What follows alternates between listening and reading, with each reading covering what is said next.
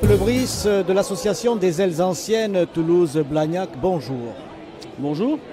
Alors, qu'est-ce qui nous amène aujourd'hui à faire votre plus ample connaissance? Parce qu'il y a un événement sur lequel vous tenez en particulier à faire savoir.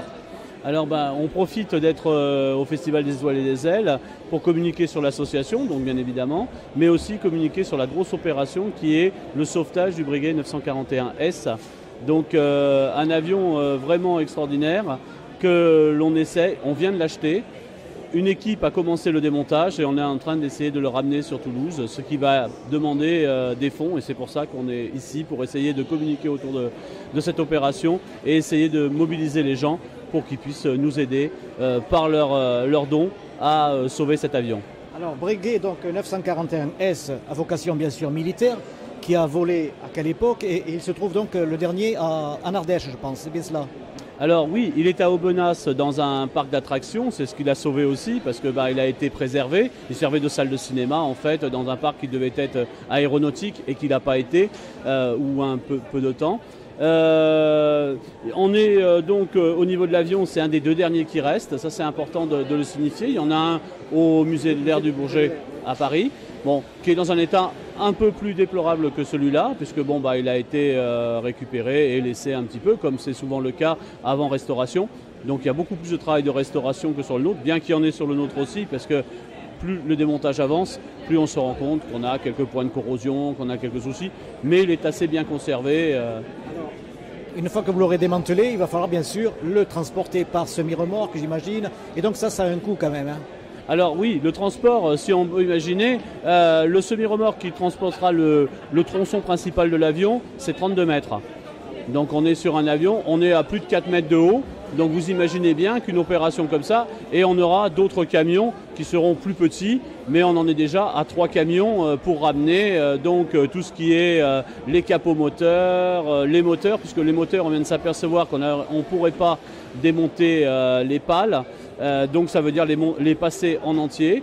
Donc ça veut dire un camion supplémentaire. Donc voilà, donc au fur et à mesure de l'opération, on se rend compte que ce qu'on avait prévu, c'est jamais comme on voudrait. Et donc c'est une véritable aventure. Et surtout, il faut signaler le courage de l'équipe qui travaillait et qui a été la semaine dernière et sous des déluges d'eau, vraiment une tempête pas possible, ont travaillé d'arrache-pied pour arriver à démonter et à tenir les délais pour le démontage de l'avion. Vous avez acheté donc cet avion. Est-ce qu'on peut dire peut-être quel est le coût ou bien cela reste-t-il secret? Alors le prix d'un avion c'est toujours inestimable, surtout quand on parle d'une pièce unique comme celui-là. Je pense que le prix ne dira pas grand-chose aux gens. On le signifie sur le site, sur My Major Company au niveau du tarif, donc ceux qui sont intéressés iront le voir là. Parce que c'est pas. Certains diront c'est beaucoup, d'autres diront c'est peu, mais dites-vous bien que la pièce est inestimable, puisque, comme je l'ai déjà dit, c'est l'un des deux derniers qui restent. En fait, un trésor n'a pas de prix, c'est ça? Voilà, tout à fait. Et chaque avion a une histoire particulière. Et celui-là a une histoire très très particulière. C'est vrai qu'on a peu communiqué sur cet avion-là. Il a eu une histoire et une carrière assez courte. Et comme souvent ces avions-là, ils passent à l'oubli. Alors que vous voyez qu'on pouvait le faire décoller du Champ de Mars. Donc on pouvait le faire décoller sur un terrain de foot. Pour un avion de cette grosseur-là. J'allais y venir. C'est effectivement sa capacité technique, c'est de pouvoir décoller et atterrir sur l'espace d'un terrain de foot. Ça, c'est phénoménal.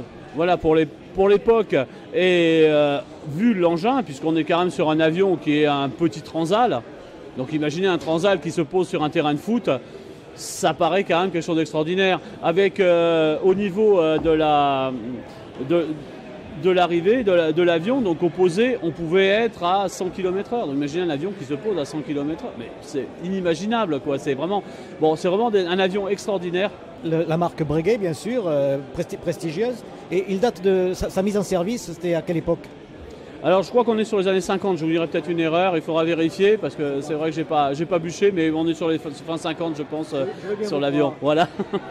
Donc, rappelons donc aux internautes qui, souhaitons-le, soient nombreux pour venir en aide au sauvetage de cette pièce, que vous êtes donc l'association des ailes anciennes de Toulouse. Sur My Major Company, donc on a ouvert une souscription. Donc vous allez sur My Major Company, il y a Préserve Ensemble, donc le Breguet 941. Vous trouverez sur le site. Que vous ayez 10 euros à donner, 20 euros, 50 euros, 30 euros, c'est vous qui voyez. Il y a des déductions fiscales là-dessus aussi, c'est toujours intéressant pour ceux qui donneraient des sommes importantes, mais même sur des petites sommes.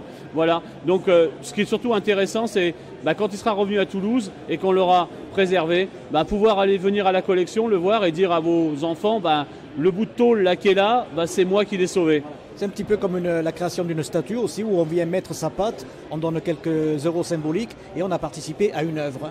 Voilà, c'est ça. Là, l'œuvre, c'est de préserver vraiment un patrimoine aéronautique très important, avec une somme minime.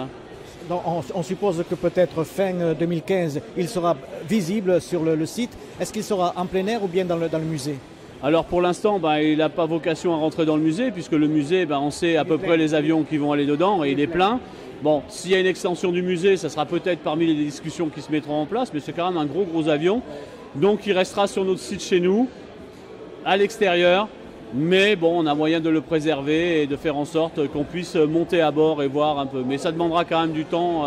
Déjà, ramenons-le. Oui, voilà, c'est la première opération, le ramener. Deuxième opération, le remonter, ce qui n'est pas aussi une mince affaire. Et après, l'ouvrir au public et le montrer. Donc je pense que ça demandera un certain temps, hein. Oui, tout à fait. Voilà. Et une chose importante, c'est qu'au printemps, on est en train de réfléchir, puisqu'on aura nos 35 ans, l'association aura 35 ans, donc des Ailes Anciennes Toulouse. Vous nous inviterez, je souhaite. Là, vous serez bien sûr invités, il n'y a pas de souci là-dessus, mais on espère faire une grosse opération autour du Breguet, autour de tout ce que l'on fait, et valoriser tous les bénévoles de l'association qui travaillent d'arrache-pied pour sauver ce patrimoine. Voilà, n'oublions pas que la com, c'est aussi le nerf de la guerre, n'est-ce pas ? La com et surtout l'argent. Voilà. Merci beaucoup et bon vent. De rien.